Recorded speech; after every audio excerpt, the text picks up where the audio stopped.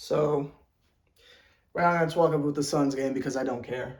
But listen, as I change this, we have to have several discussions. See, there's a reason why I purchased this shirt and still haven't worn it yet because it has to be for a very special occasion. And there's a reason why I purchased this shirt. You know what I mean?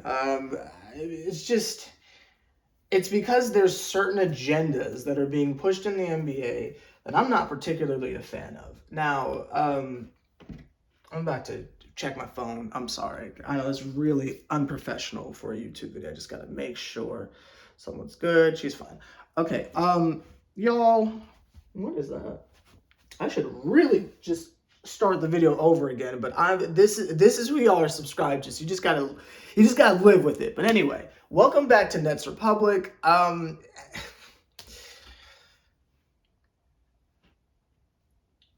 Y'all, I think that, and I just want to start by saying I think it's cool that Claxton has his starter locks in, because it's like, oh my God, are we gonna get long lock Claxton again? You know, even if it's not blonde, it's just so nice to see. Not that the fade wasn't cool. I mean, he still looked cool, but it's just like, come back, my brethren. You know what I mean?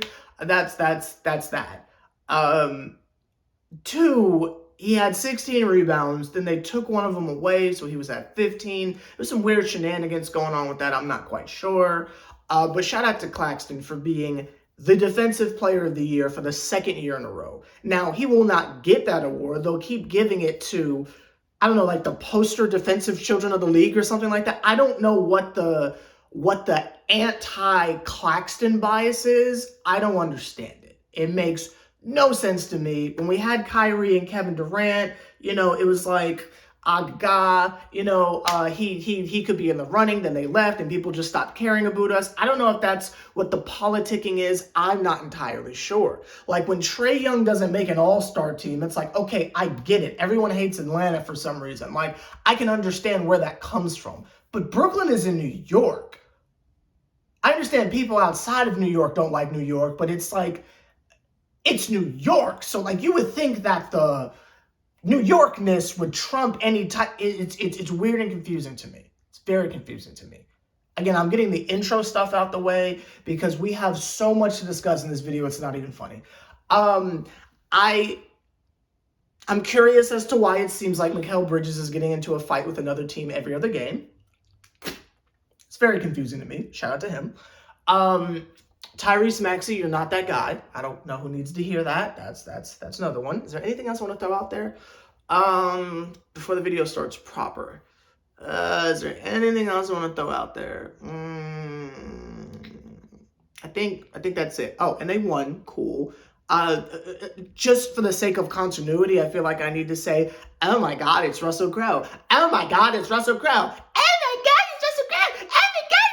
Like, I feel like I need to say that just because Embiid wasn't there. So it's like, it's just Tyrese Maxey. And again, I don't know who y'all think Tyrese Maxey is, but he's not him. So us beating them, and there was literally no center outside of Claxton out there. So it's like, are we surprised that we beat them? I'm not, but cool. So let's get into the legitimate thoughts of the game and dipping into a couple of conspiracy theories, if you will. The first one I want to just address is the fact that I think that there is a clear anti-Cam Thomas agenda. And I am not sure why. I've alluded to it a couple times, but I've never really pushed super hard on it, because there's just been so many other things we've been having to discuss. But I think this is the video where we really, really unpack this shenanigans, y'all. Why is it, and I don't even mention him in videos because that's how irrelevant he is to me. No shout out to him as a person, but we don't talk about Lonnie Walker because I don't care, right? But Lonnie Walker can basically play mid for a month but then have one game where he scores 18, and all of a sudden, he's this glue guy. He's this, intangible piece that, God, we need so bad, and he's so vital to our success, and he should be getting more looks, and blah, blah, blah this, blah, blah, blah that. And it's Lonnie Walker. We've discussed ad nauseum how nasty it is that Mikal Bridges can just underperform constantly, but he's still positioned as this god. I think it's disgusting that Ben Simmons can play horrible, not even attempt a shot, get in foul trouble when he only played 15 minutes off the bench, but we still pat him on the back and say, oh, no pun intended, because you don't want to do that too hard because you might injure his back again, but that's not either there. We still metaphorically pat him on the back gently and say, oh, well, you can't rely on him to stay on the court, but when he is on the court, you gotta admit,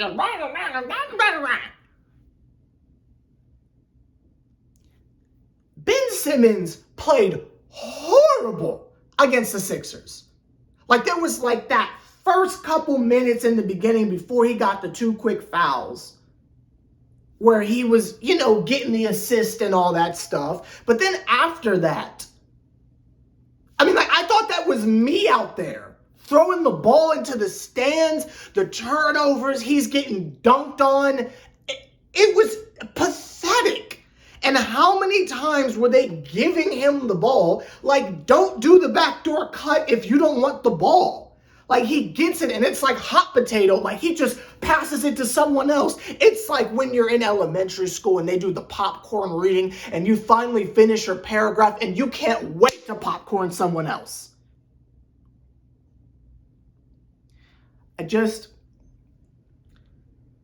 He's literally allergic to scoring. And you can open the can of worms and debate of, does a pure playmaker have to score? But we don't have the same energy for Cam. Whenever there's any issue in Cam Thomas's game or performance, we don't play the devil's advocate game. We don't play the, let's try to understand. We don't move the goalpost. There's no curve in the graph.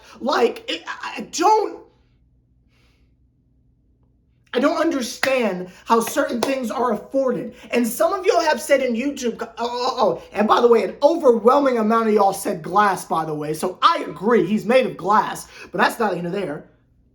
Some of y'all have also been saying that a lot is expected of Cam Thomas because he's so good. That's not the case, and I have to hold y'all real quick. I gotta hold your feet to the fire real quick. I'm not saying he's not amazing. That's what I've been saying. What I'm trying to say is the critique of Cam Thomas is not consistent to people who are being positioned as the star of the team. And y'all think I'm just making things up. But did you watch the game? Did you actually watch the game? Not the highlights, not the 5-minute abridged version they give you on League Pass. I'm talking about, did you suffer through Ryan Ruocco like I did? The mental gymnastics that they feed this man to try and gaslight us into thinking Cam is not that guy is ridiculous. Did you hear Ryan say? It was snitching 101. And he snitched so much that 5 minutes later in the telecast, they tried to cover it. But I won't jump too far ahead. I'll make sure that I'm keeping you abreast of what's going on here. This man, Ryan, with his whole bird chest, sat there and said that Jacques Vaughn benched Cam Thomas, made him come off of the bench because he couldn't figure out how to play him next to Mikal Bridges. Now, when he said that, my mind started going crazy, but I said, Sever, don't you overthink it. Don't you overthink this. It's not always a conspiracy theory. Until he continued to snitch and said, loose quotes, of course. This man said that Jacques Vaughn felt like those two did not fit together on the court. And the reason for them not fitting together on the court is because he needed to make sure, and by him I mean Jacques Vaughn, needed to make sure that Cam Thomas was able to come off of the bench, watch Mikal Bridges, and Cam needed to tailor his game to fit in with Mikal.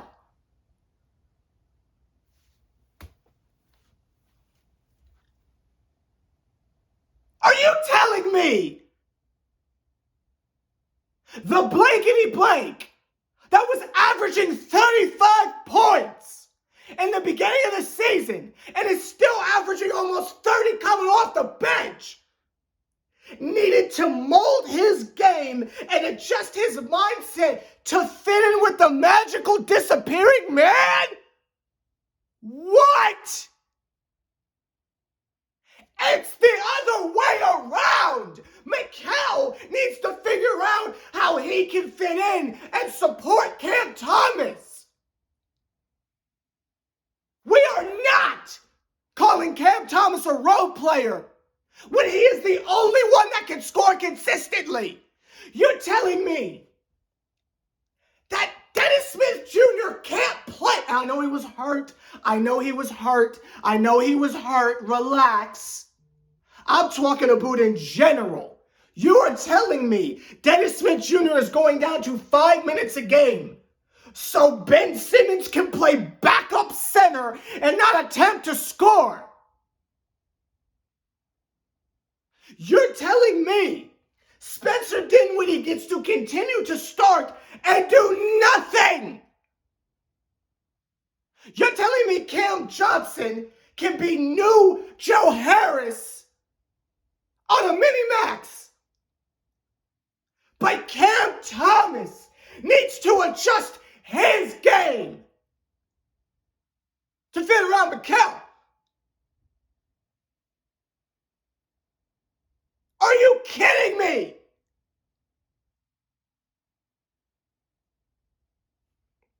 When I heard that, I was livid. Not you snitching. Not you confirming these allegations. Not you confirming the accusations. Sarah didn't even know what to say. She was speechless. So a couple minutes later in the telecast, after we went on a scoring drought and they had to put Cam back into the game, who had 40, by the way, who had 40 points, by the way. I can't leave the house without a billboard of all these no-name dorks having these gigantic scoring performances, but Cam Thomas has the most 40-point games in Nets history or something, whatever the stupid statistic is. He's literally breaking records. But we don't hear a word about it in the annals and the conversations. Julius Randle got most improved in the pandemic. But no love for a man that had 40 points.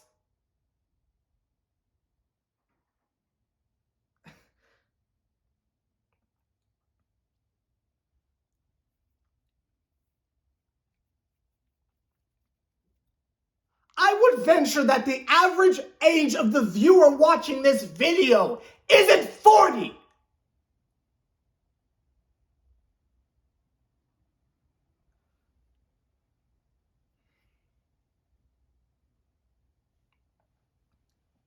If he had the same opportunities as Tyrese Maxey, where they just gave him the ball and said, have fun, You don't think Cam could do the same thing? Because he does as a third option. They give him the ball when nobody knows what to do because there's no play. Ben Simmons goes out there and has two tricks he knows how to do. He knows how to get the ball to Royce O'Neal and throw the ball out of bounds. That's all he knows how to do. He can push the fast break, but he can't do anything else after that. And Philly, of all teams, understands how to guard that. Just let him run down the court and cut off all passing options. Make him score. He won't. Like, that's how you stop Ben Simmons offensively. You can double on someone if you want. You can literally leave him wide open and he'll be at the rim and say, oh, let me pass it.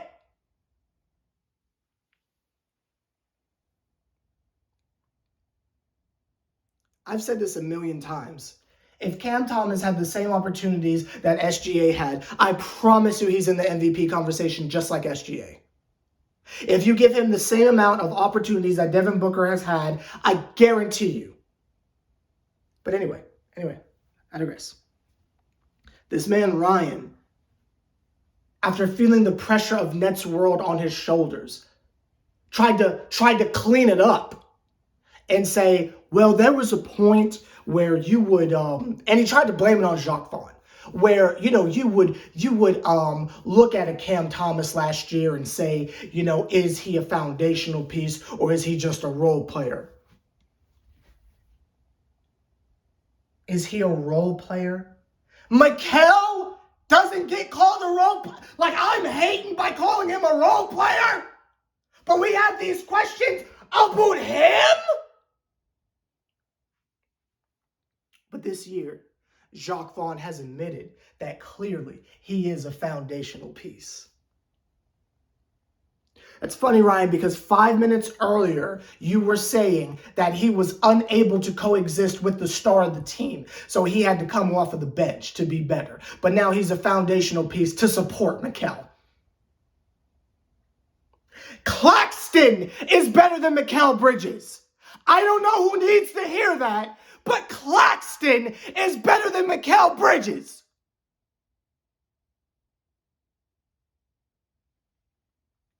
And this is not an anti-Mikal Bridges rant. While I feel he is overrated, I do not think he is trash. I think Cam Johnson is trash. He shouldn't even be in the league. He's so garbage. Playing off reputation.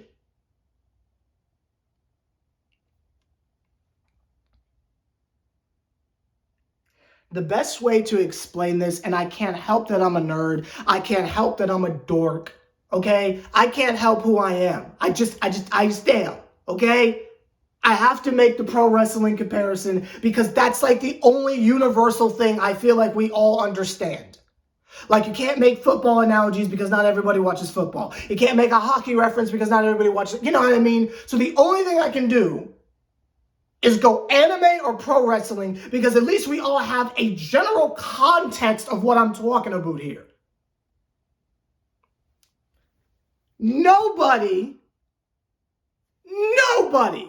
hates CM Punk. Nobody. But if he, well, that's not true. But if he won the Royal Rumble and challenged Seth, right?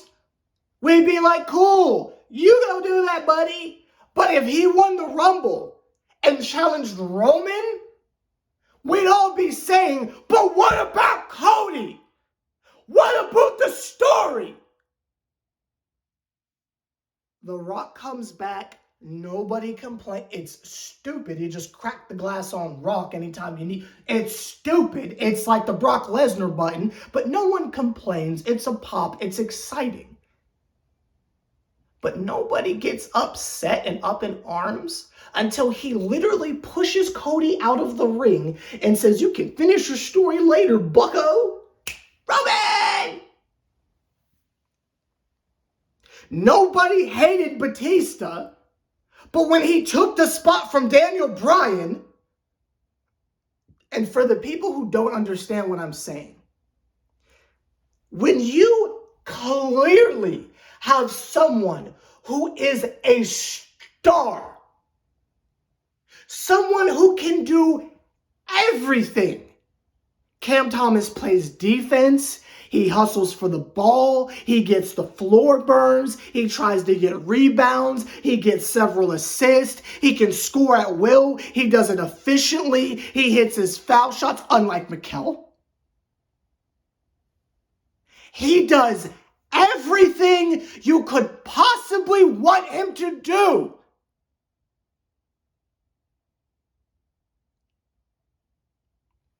But he is punished and forever in the mid-card.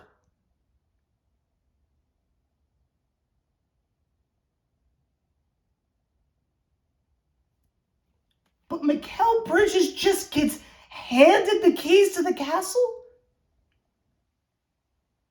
Claxton, how long have we been watching him now? Is this year 4?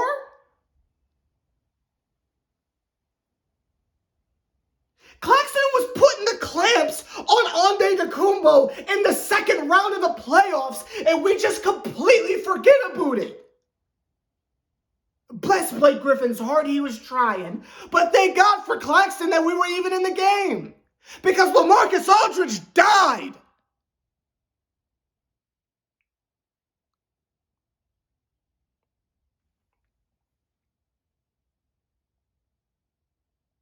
But we would rather put more stock and more energy into Cam Johnson.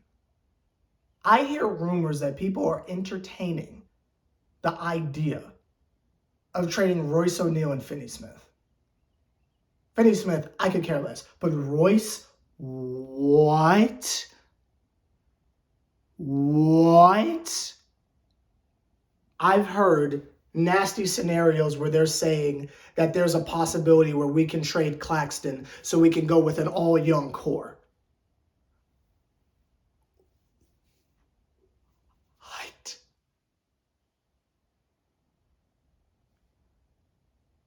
What is going on? I want to know what more does Cam Thomas and Claxton have to do before the Nets organization understands that those are the centerpieces of the organization. Those are the best players on our team, and there is nothing either of them are incapable of doing. Even Claxton can hit every now and again a foul shot. So I'm trying to understand, what is the disconnect here? What could the reasoning possibly be? When we had the Church of Blow It Up, it was to build around these two. We've been talking about this for over 2 years now. I am not saying that Mikal Bridges can't be on the team. He can. He has a clear role because he is a role player. He's exactly what you need to get to that next level. But he is not a first option. He is not what we, maybe to trick other teams into doubling him, maybe. But they said it, that Kevin Durant said it himself. The scouting report says, stop Cam Thomas by any means necessary. And even with, like, the first couple times he was getting blitzed, you can tell he didn't know what to do. But after a while, he said, oh, I know what to do. Just shoot over him.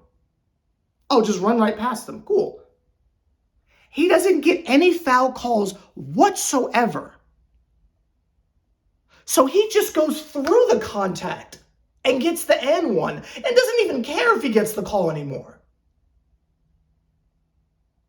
But Mikal Bridges can literally swanton bomb March of the Penguins belly flop slide after someone barely touches his elbow on a three-pointer he was going to airball anyway.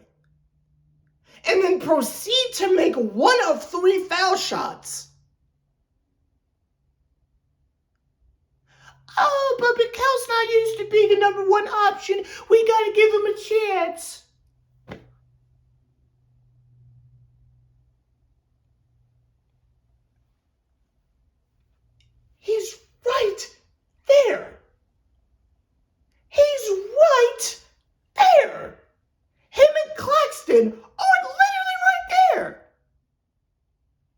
This man had 21 points in the third quarter. Did Mikal score 25 at all? But we would rather put all this stock into Ben Simmons and Mikal. If I make a video titled Cam Thomas Blase Blah, I'm guaranteed 200 views. But if I put Ben Simmons in the title of the video, 2,000.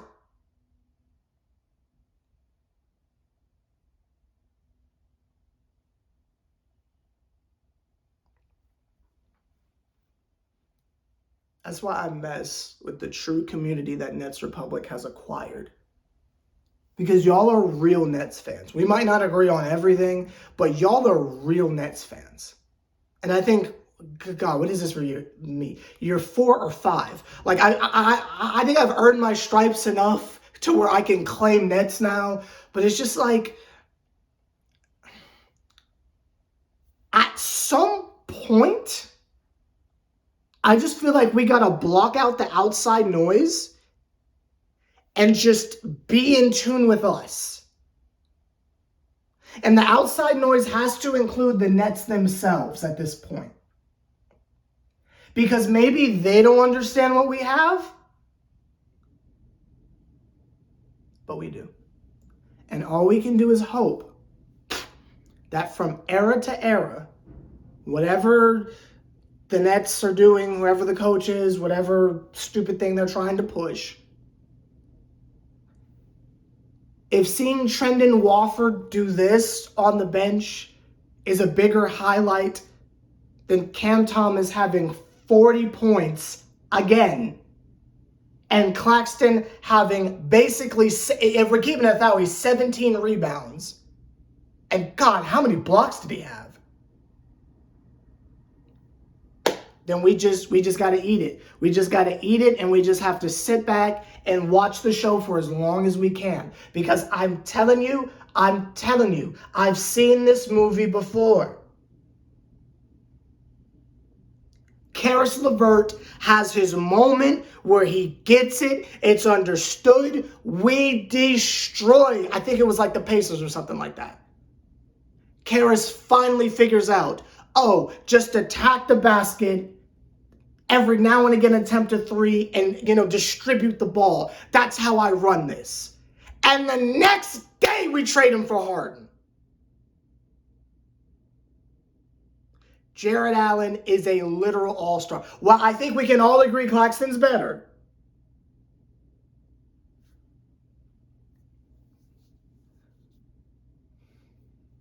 I've seen this movie before.